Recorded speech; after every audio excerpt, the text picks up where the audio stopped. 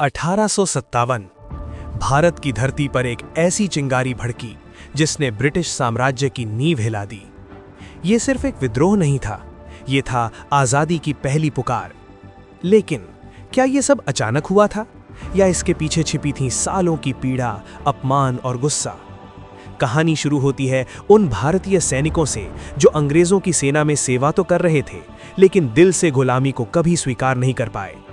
नई Enfield rifle और उसके कारतूस जिन्हें दांतों से काटना पड़ता था। अफवाह फैली कि इन कारतूसों पर गाय और सूअर की चर्बी लगी है। हिंदू और मुस्लिम दोनों के धर्म का अपमान, और यहीं से आग भड़क उठी। 29 मार्च 1857 एक सैनिक, मंगल पांडे, उसने वो किया जिसकी किसी ने कल्पना भी नहीं की थी। उसने अपने अंग्रेज अफसर पर गोली चला दी। ये सिर्फ एक गोली नहीं थी, ये थी विद्रोह की शुरुआत। 10 मई 1857 मेरठ, भारतीय सैनिकों ने खुलकर बगावत कर दी। जेल तोड़ दी गई, अंग्रेज अधिकारियों पर हमला हुआ और फिर वे निकल पड़े दिल्ली की ओर। दिल्ली, जहां अब भी मुगल साम्राज्य की आखिरी सांसें चल रही थी। बहादुर शाह जफर, एक बूढ़ा बादशाह, लेकिन अचानक वो बन गया विद्रोह का प्रतीक। दिल्ली पर कब्जा हो गया। पूरे उत्तर भारत में आग फैल गई। कानपुर, झांसी, लखनऊ, हर जगह विद्रोह की लहर।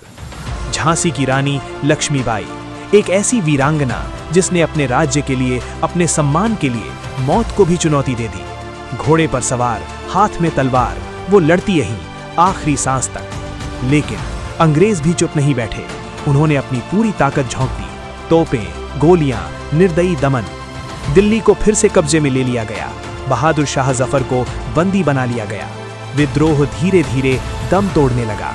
1858 तक सब कुछ खत्म हो गया। लेकिन क्या सच में खत्म हुआ? नहीं।